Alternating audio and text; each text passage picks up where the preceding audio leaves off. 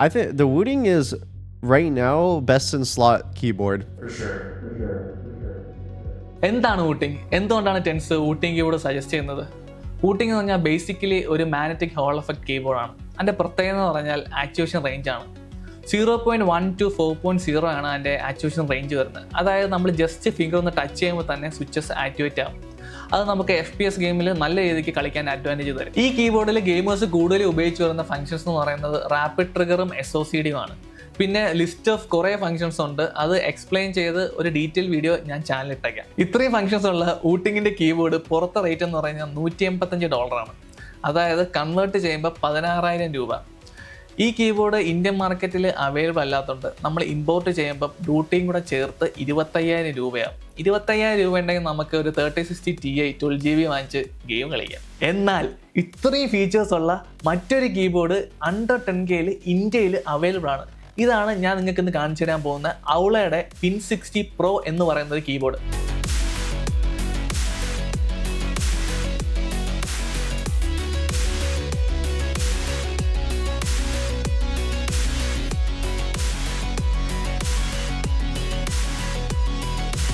ഇനി നമ്മൾ ആദ്യം പറഞ്ഞ ആക്ടിവേഷൻ റേഞ്ചും SOCD ഫംഗ്ഷൻസും എങ്ങനെ വർക്ക് ചെയ്യുന്നത് നോക്കാം.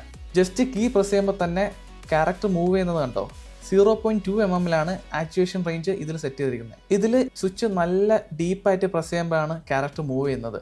3.8 mm ആക്ടിവേഷൻ റേഞ്ച് സെറ്റ് ചെയ്തിരിക്കുന്നത്. ഇത് SOCD ഫംഗ്ഷൻ ആണ്. ഒരു സമയം 2 സ്വിച്ച് പ്രസ് ചെയ്തിട്ട് ഒരു സ്വിച്ച് റിലീസ് ചെയ്യുമ്പോൾ പ്രസ് ചെയ്ത് പിടിച്ചേക്കുന്ന സ്വിച്ച് ആക്ടിവേറ്റ് ആവും. നമുക്ക് കുറച്ചും കൂടെ മൂവ്മെന്റ് അഡ്വാൻറ്റേജ് തരും ഗെയിമിൽ. പിന്നെ എല്ലാ കീബോർഡ് പോലെ തന്നെ ഇതിൽ ലൈറ്റ്സിന്റെ ഓപ്ഷൻസ് ഉണ്ട്. പല കളറും പല പാറ്റേൺസും പല മോഡ്സിലും നമുക്ക് ലൈറ്റ്സ് ചേഞ്ച് ചെയ്യാൻ പറ്റും. വൂട്ടിംഗ് പോലെ തന്നെ ഔളയും ഒരു വെബ് ബേസ്ഡ് സോഫ്റ്റ്വെയർ ആണ്. ഇതിൽ വരുന്നത് 8K പോളിംഗ് റേറ്റ് ആണ്. ആക്ടിവേഷൻ റേഞ്ചും SOCD rapid trigger light macro key firmware updates എല്ലാം നമ്മൾ ഈ സോഫ്റ്റ്വെയർ ഉപയോഗിച്ച് തന്നെയാണ് ചെയ്യുന്നത്. അടുത്തത് സൗണ്ട് ടെസ്റ്റ് ആണ്. ഇത് ഞാൻ ഉപയോഗിച്ചുകൊണ്ടിരുന്ന മെക്കാനിക്കൽ കീബോർഡാണ്. ഇതിൽ വരുന്നത് ബ്ലൂ സ്വിച്ചസ് ആണ്. ടാക്റ്റിൽ ക്ലിക്കി ഫീൽ ആണ്. ഔളയിൽ വരുന്നത് ലീനിയർ സ്വിച്ചസ് ആണ്. കുറച്ചുകൂടെ സോഫ്റ്റ് ബേസ്ഡ് സൗണ്ട് ആണ്. നമുക്ക് സൗണ്ട് ടെസ്റ്റ് നോക്കാം.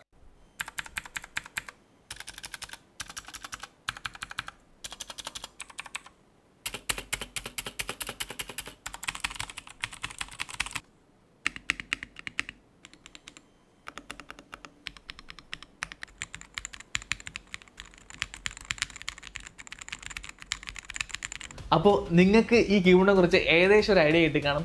ഞാൻ ഇത് ഇമ്പോർട്ട് ചെയ്തത് ഡെസേർട്ട് കാർഡ് എന്നുള്ള ഇന്ത്യൻ സൈറ്റിൽ നിന്നാണ്. സൈറ്റിൽ ഏകദേശം 6,000 രൂപയും 2,000 രൂപ ഡ്യൂട്ടിയും അടച്ച് 8,000 രൂപയ്ക്കാണ് ഞാൻ കീബോർഡ് വാങ്ങിയത്. എനിക്ക് ഏകദേശം ഒരു 12 ദിവസം കൊണ്ട് സാധനം ഡെലിവറി ആയി. നിങ്ങൾക്ക് വാങ്ങിക്കാനുള്ള ലിങ്ക് ഞാൻ ഡിസ്ക്രിപ്ഷനിൽ ഇട്ടേക്കാം. അപ്പോൾ അടുത്ത വീഡിയോ കാണാം. അതുവരെ ബൈ.